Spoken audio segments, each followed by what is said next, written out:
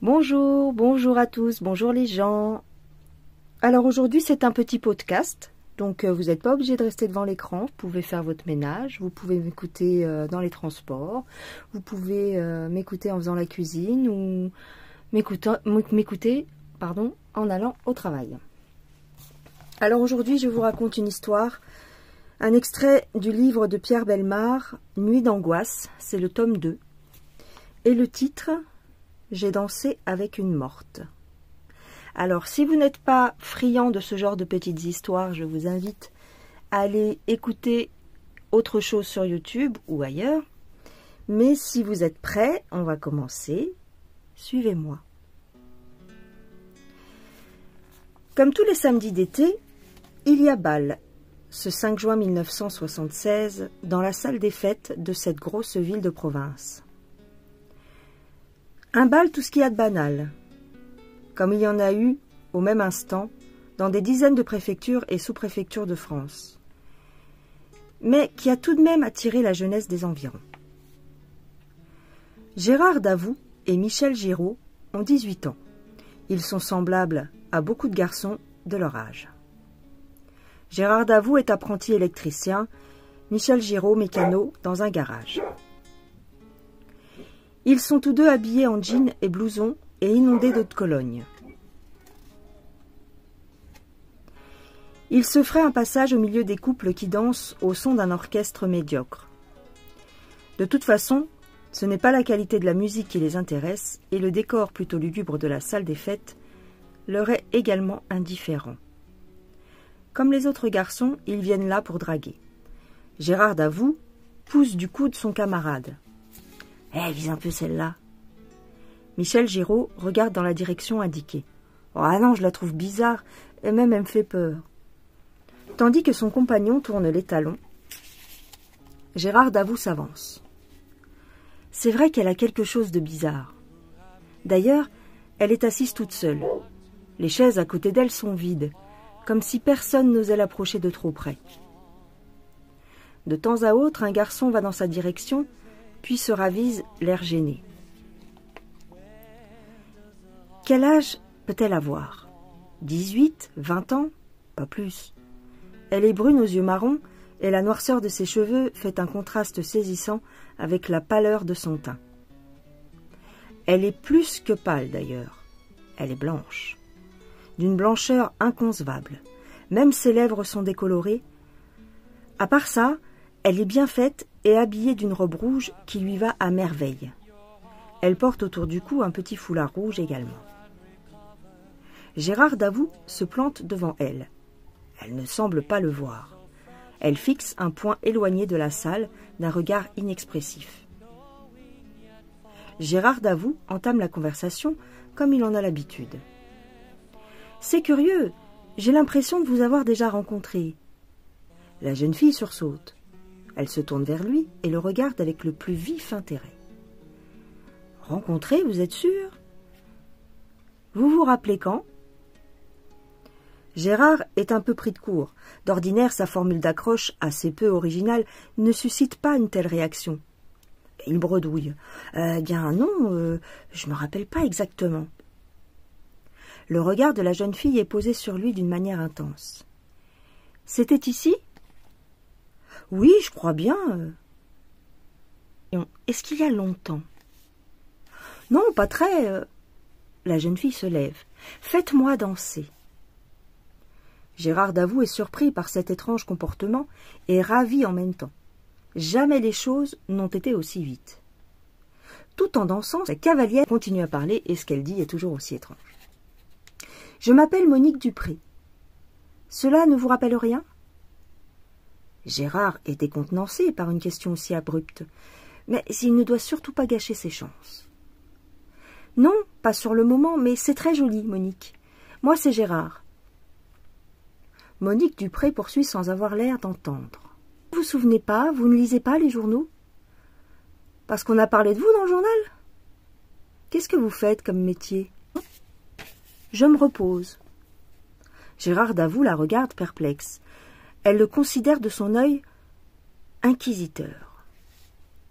La dernière fois que nous nous sommes vus, ce ne serait pas le 1er mai 1974 ?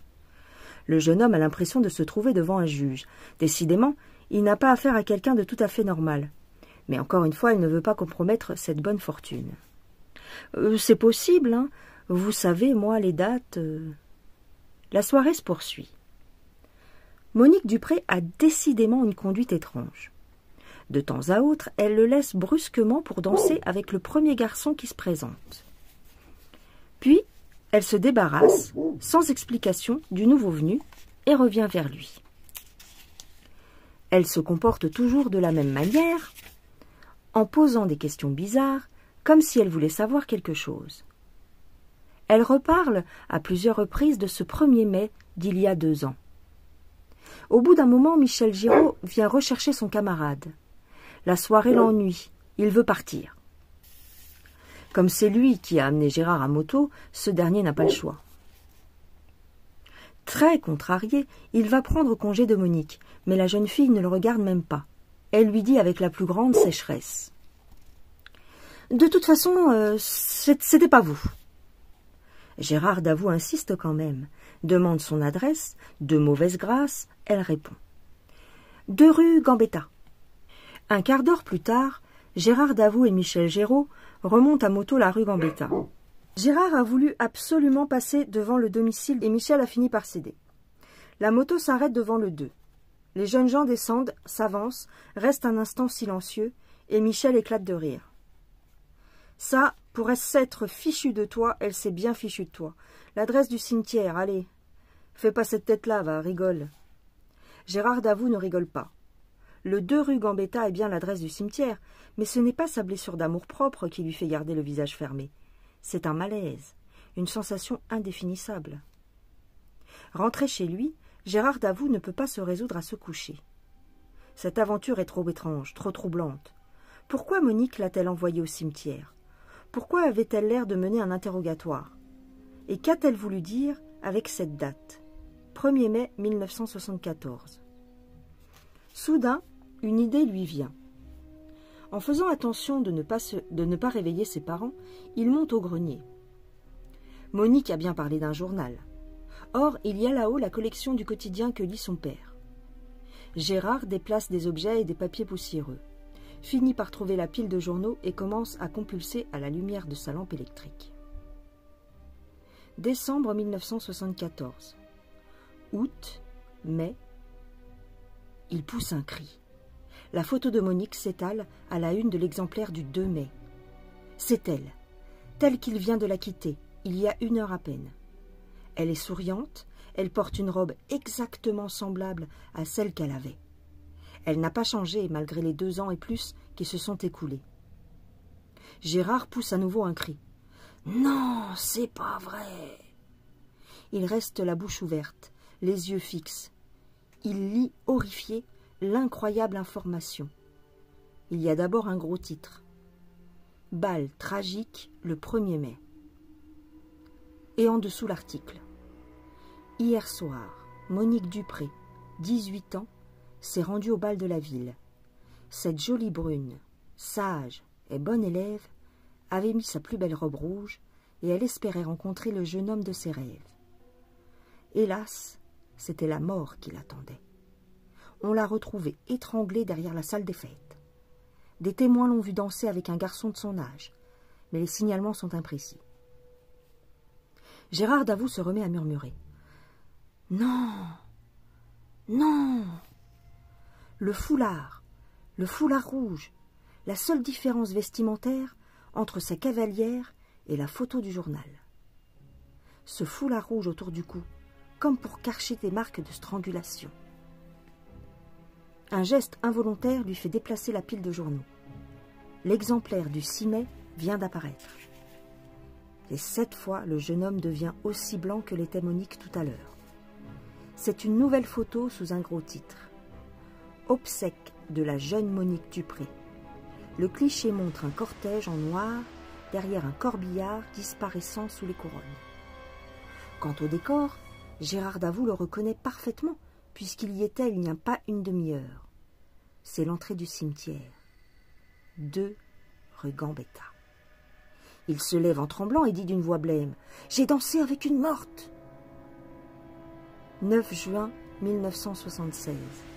Gérard Davout et Michel Géraud descendent de moto et franchissent la grille du cimetière. 2 rue Gambetta. Gérard, dès les premières heures de la matinée, s'est précipité chez son camarade et lui a tout raconté. Michel Géraud n'aurait certainement pas voulu le croire s'il n'avait pas apporté les exemplaires des journaux. Mais il a bien dû se rendre à l'évidence. Gérard a voulu à tout prix qu'il l'emmène au cimetière et il n'a pas pu refuser. Les 2 jeunes gens avancent lentement dans les allées, l'un regardant à droite, l'autre à gauche. Soudain, Michel s'arrête. Gérard s'arrête à son tour et se retourne, la gorge nouée. C'est bien là. La première chose que l'on voit, c'est une photo souriante dans un cadre ovale, puis un nom, un prénom et 2 dates en lettres dorées. Monique Dupré, 1956-1974. Michel Géraud agrippe le bras de Gérard. « Regarde, Gérard, regarde ! La terre est légèrement humide et les empreintes s'y voient parfaitement. Des pas qui vont vers la tombe et qui en reviennent, des traces de chaussures à talons hauts, des pas de femmes. » Pendant 1 semaine, Gérard Davout ne pense qu'à ça. Il finit par se raccrocher à 2 certitudes. Premièrement, les morts ne sortent pas de leur tombeau. Et deuxièmement, il n'a pas rêvé. Il est bien dansé avec une jeune fille ressemblant à s'y méprendre à Monique Dupré et prétendant être elle. De plus, elle a eu vis-à-vis de lui un comportement des plus étonnants. Alors il doit bien y avoir une explication, et il veut la trouver. Le samedi suivant, 12 juin, il retourne au bal de la salle des fêtes. Instinctivement, il sent que sa mystérieuse cavalière y sera. Il arrive trop tôt, il s'assied à l'endroit qu'elle occupait quand il l'a vue pour la première fois, et il attend. 10 minutes se sont à peine écoulées qu'il la voit venir. Elle est habillée exactement de la même manière. Même robe, même foulard. Elle est tout aussi pâle, tout aussi blanche.